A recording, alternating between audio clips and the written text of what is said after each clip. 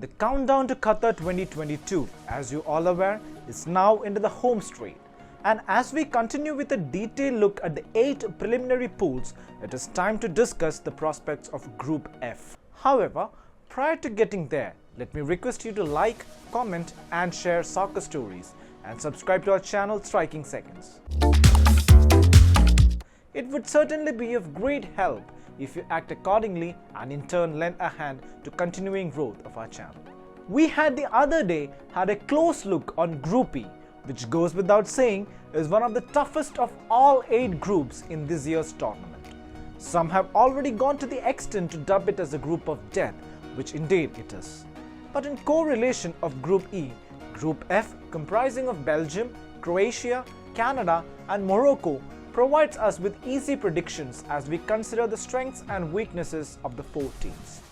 Indeed, what makes it predictable is the presence of Belgium, until recently holding the top position in the FIFA rankings, and Croatia, which had finished runners-up in Russia 2018.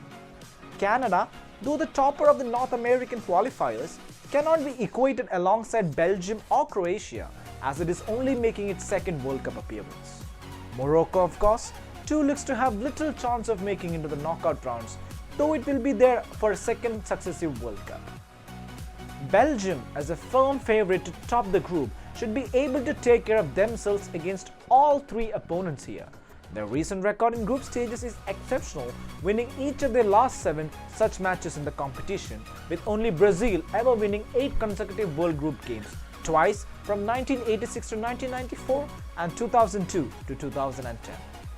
Belgium, served well by its golden generation, has been a threat to other teams at recent World Cups. In fact, it is one of the 3 teams to reach the quarter-final stage at the past 2 tournaments. Though many of its seasoned players are arguably on the decline, this should not weight much of the side, at least in the initial matches. The side did miss several of them during recent matches, but it only provided the Belgian coach Roberto Martinez to bring in new faces and try out fringe players and, quite importantly, assess their capabilities. The Belgian hopes are likely to fall on Kevin De Bruyne and Romelu Lukaku yet again. De Bruyne has been at his creative best for Manchester City this season in the English Premier League, and though Romelu Lukaku, whose domestic career has stagnated somewhat in recent years with his unsuccessful move to Chelsea and recent injury problems at Inter, has fantastic pedigree on the international stage. His 11 major tournament goals since 2014 is bettered by only Cristiano Ronaldo, who has scored 13 among European players.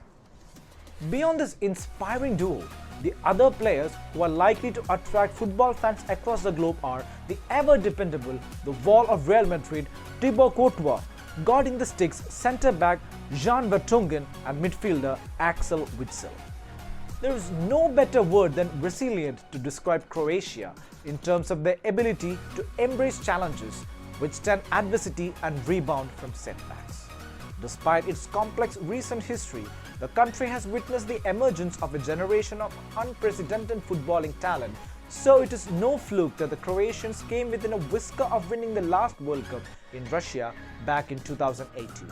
On that occasion, the Balkan team were nothing if not resilient, dominating Argentina to top their group and overcoming tough hurdles in each knockout round, which included running the gauntlet of penalties against Denmark and Russia and extra time against England. Now, only by winning the title can the side under Zlatko Dalic raise the bar compared to 4 years ago.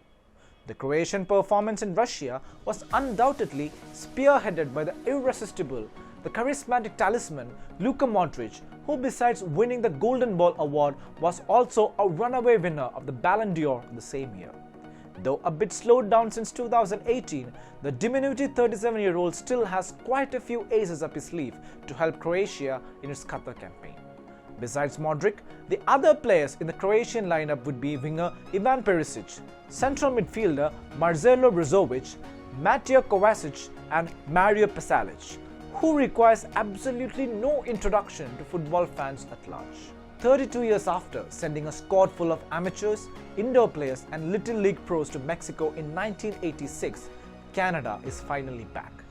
It will be a major miracle if the Canadians come out alive from this group. In terms of the fourth team in the group, Qatar holds painful memories for Morocco. The last time they played there, they were eliminated from the Arab Cup at the quarter-final stage on penalties by Algeria. Led by Hakim Ziyech, who is back in the fold, they will get the chance to put those memories to rest. It will be a tough ask though. Thank you for watching this episode, and before I conclude, let me ask you once again to comment and like on our story and subscribe to our channel Striking Seconds. Until we meet again next time, hasta la vista.